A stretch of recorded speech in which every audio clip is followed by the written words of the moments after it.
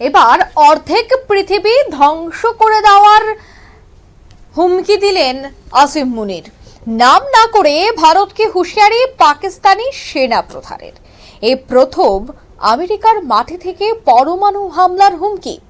বিস্তারিত জানবো, টেলিফোন লাইনে যুক্ত হয়ে গেছে প্রতিনিধি সৌম মুখোপাধ্যায়। সৌম, বারবার পাকিস্তান রীতিমতো কোণঠাসা হলেও তাদের বক্তব্যের মধ্যে কোনো ধরনের পরিবর্তন নেই। নির্লজ্জ পাকিস্তানের নির্লজ্জতার মতো বক্তব্য বারবার উঠে আসে।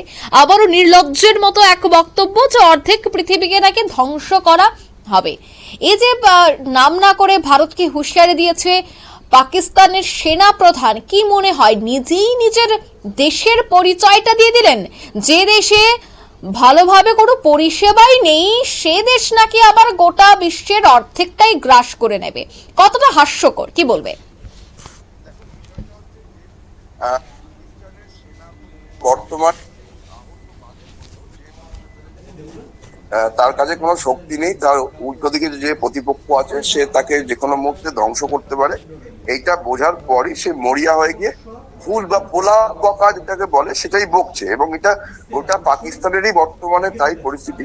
আর সেখানে কিছুটা ইন্ধন দিচ্ছে আমেরিকা, কারণ আমেরিকার সাথে বর্তমানে শুল্ক যুদ্ধ চলছে ভারতের সাথে বেশ কয়েকটি দেশে, এবং তার পরিপ্রেক্ষিতে ভারত রাশিয়া এবং চীনের সাথে একটা ভালো সম্পর্ক তৈরি করছে। ভারতের প্রধানমন্ত্রী গালওয়ানের গন্ডগোলের পর চীনে যাবে বলে জানা গেছে। কদিন আগেই আমরা দেখেছি রাজনাথ সিং চীন থেকে ঘুরে এসছেন, এস জয়শঙ্কর ঘুরে এসছেন, এবং আমরা তারপরে দেখেছি যে ডোভাল চলে গেছেন রাশিয়া। সেখান থেকে তিনি জানাচ্ছেন যে ভ্লাদিমির পুতিন তিনি এবছরের শেষের মধ্যেই ভারতে আসবেন। ফলে চীন, ভারত এবং রাশিয়ার মধ্যে একটা সম্পর্ক তৈরি হচ্ছে, যেটা আগামী দিনে গোটা বিশ্বের রাজনীতিতে একটা নতুন অক্ষ জন্ম দেবে বলেই মনে করছেন রাজনৈতিক বিশেষজ্ঞরা। আর এই পরিস্থিতি দাঁড়িয়ে গত 2 মাসে এই নিয়ে দুবার আমেরিকা গেল পাকিস্তানের সেনাপ্রধান আসিম মুনির। আর সেখানে তিনি এবার গেছেন, গতবার গেছিলেন ট্রাম্পের নৈশভোজে যোগ দিতে। সেখানে গিয়েও তিনি ট্রাম্পের নোবেলের বিষয়ে আলোচনা করেছিলেন, ভারত দিয়ে খুব একটা কিছু কথা বলেননি।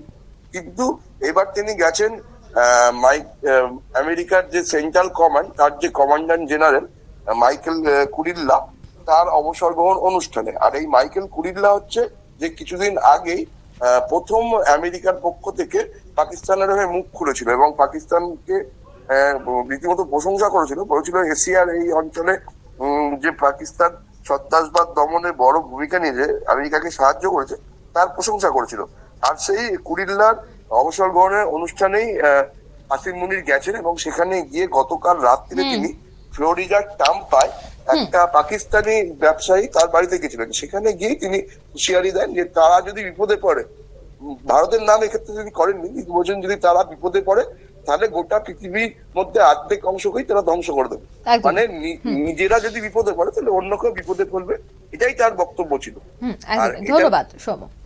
অর্থাৎ এই যে সেনা প্রধানের বক্তব্য তা নিয়ে কিন্তু আন্তর্জাতিক মহলেও একটা হাস্যকর পরিস্থিতি তৈরি হয়েছে এবং হাসির খোরাক হচ্ছেন এই সেনা প্রধান। নিয়ে নিচ্ছে ছোট্ট একটি বিজ্ঞাপন বিরতির, সঙ্গে থাকুন।